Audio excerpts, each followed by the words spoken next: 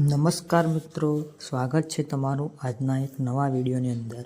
તો મિત્રો, આજના આ વિડીયોની અંદર આપણે ઇલેક્ટ્રિકલ પરીક્ષાઓને લગતા પ્રશ્નો જોવાના છીએ, જેમ કે UGVCL, PGVCL, DGVCL, MGVCL, GETCO અને વાયરમેનની પરીક્ષામાં પણ આ પ્રશ્નો તમારે ઉપયોગી થવાના છે। તો એક પછી એક છે તે બધા જ પ્રશ્નો ધ્યાનથી જોઈ લેજો, કેમ કે આવનારી પરીક્ષામાં તમને આ પ્રશ્નો છે એ ખૂબ જ ઉપયોગી થવાના છે। એટલા માટે ધ્યાનથી આ બધા પ્રશ્નો જોઈ લેજો। અને જે મિત્રોએ આ ચેનલને સબસ્ક્રાઈબ નથી કરેલી તે મિત્રોએ ચેનલને પણ જરૂર સબસ્ક્રાઈબ કરી દેજો, કેમ કે તમારા માટે દરરોજ આવા પ્રશ્નો લાવતા રહીએ છીએ। તો મિત્રો, અહીં આપણા પ્રશ્નો ચાલુ કરીશું, તો એક પછી એક પ્રશ્નો બધા જ ધ્યાનથી જોઈ લેજો। તો મિત્રો, આજે આપણો પહેલો પ્રશ્ન છે કે ઓલ્ટરનેટરને યાંત્રિક શક્તિ આપનાર યંત્રને શું કહેવામાં આવે છે? A. Prime mover, B. Locomotive, C. Turbo power, D. Traction. તો એમાં મિત્રો આપણો સાચો જવાબ આવશે એ. Prime mover. તો મિત્રો, અહીં આપણો આગળનો ક્વેશ્ચન છે, ઓલ્ટરનેટર કયા સિદ્ધાંત પર કાર્ય કરે છે? એ.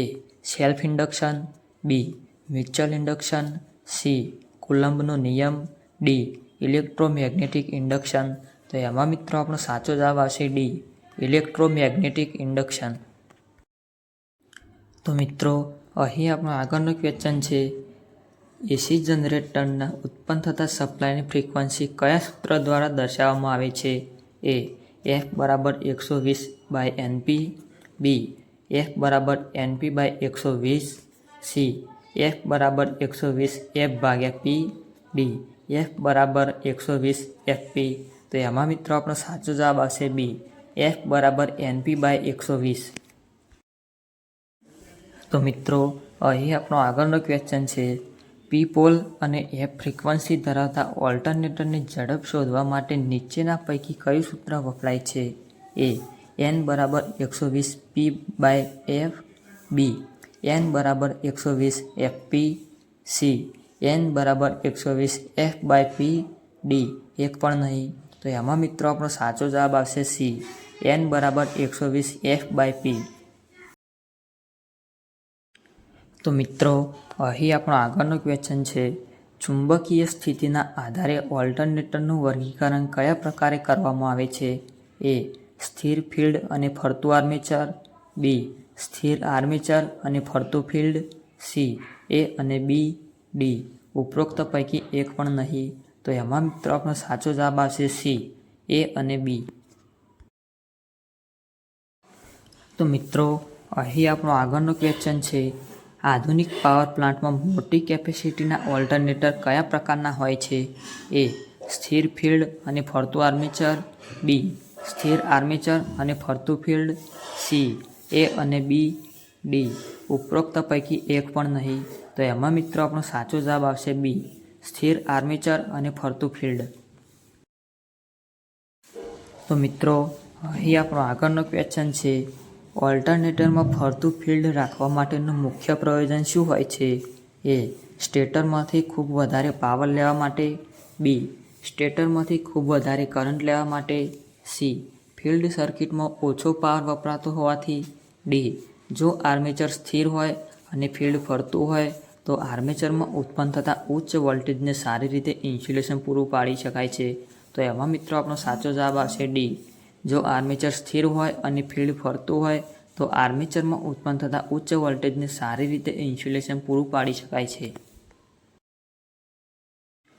તો મિત્રો, અહીં આપણો આગળનો ક્વેશ્ચન છે, ઓલ્ટરનેટરની ફરવાની ઝડપ અચળ રાખી તેના વોલ્ટેજ વધારવા હોય તો શું કરવું જોઈએ? એ. ફિલ્ડ વાઇન્ડિંગમાં એક્સાઇટેશન કરંટ વધારવો જોઈએ, બી. ફિલ્ડ વાઇન્ડિંગમાં એક્સાઇટેશન કરંટ ઘટાડવો જોઈએ, સી. ફિલ્ડ વાઇન્ડિંગમાં સિરીઝમાં વધારાનું રેઝિસ્ટન્સ જોડવું જોઈએ, ડી. ઉપરોક્ત પૈકી તમામ। તો એમાં મિત્રો આપણો સાચો જવાબ આવશે એ. ફિલ્ડ વાઇન્ડિંગમાં એક્સાઇટેશન કરંટ વધારવો જોઈએ। તો મિત્રો, અહીં આપણો આગળનો ક્વેશ્ચન છે, નીચે દર્શાવેલ કઈ બાબતના સંદર્ભમાં ડીસી અને એસી જનરેટરમાં સામ્યતા જોવા મળે છે? એ. બંનેમાં મૂળભૂત રીતે ડીસી ઉત્પન્ન થાય છે, બી. બંનેમાં મૂળભૂત રીતે એસી ઉત્પન્ન થાય છે, સી. બંનેમાં સ્લીપ રિંગ વપરાય છે? ડી. બંનેમાં કોમ્યુટેટર વપરાય છે? તો એમાં મિત્રો આપણો સાચો જવાબ આવશે બી. બંનેમાં મૂળભૂત રીતે એસી ઉત્પન્ન થાય છે. તો મિત્રો અહીં આપણો આગળનો ક્વેશ્ચન છે, ઓલ્ટરનેટરમાં ઉત્પન્ન થતું વેવફોર્મ નીચેના પૈકી કેવું હોય છે?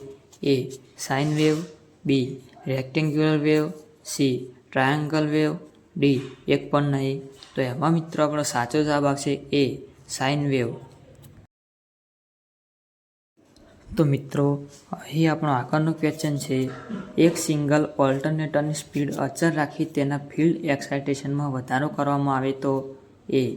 બસ બાર વોલ્ટેજ ઘટે છે, બી. બસ બાર વોલ્ટેજ વધે છે, સી. બસ બાર વોલ્ટેજ અચળ રહે છે, ડી. ફ્રીક્વન્સી વધે છે. તો એમાં મિત્રો આપણો સાચો જવાબ આવશે બી. બસ બાર વોલ્ટેજ વધે છે. તો મિત્રો અહીં આપણો આગળનો ક્વેશ્ચન છે, ઓલ્ટરનેટરનો પાવર ફેક્ટર નીચેના પૈકી કયા પરિબળ દ્વારા નક્કી થાય છે? એ. પ્રાઇમ મૂવર, બી. લોડના પ્રકાર, સી. Speed, D. બ્રશ. તો એમાં મિત્રો આપણો સાચો જવાબ આવશે બી. લોડના પ્રકાર. તો મિત્રો અહીં આપણો આગળનો ક્વેશ્ચન છે, કોઈપણ ઓલ્ટરનેટરમાં ઉત્પન્ન થતી સપ્લાય ફ્રીક્વન્સી નીચેના પૈકી શેના પર આધાર રાખે છે? એ. ઓલ્ટરનેટરની ફરવાની ઝડપ, બી. પોલની સંખ્યા પર, સી. એ અને બી, ડી. એક પણ નહીં. તો એમાં મિત્રો આપણો સાચો જવાબ આવશે સી. એ અને બી. તો મિત્રો અહીં આપણો આગળનો ક્વેશ્ચન છે, એક ઓલ્ટરનેટરનું રેટિંગ 1500 RPM અને 210 વોલ્ટ છે.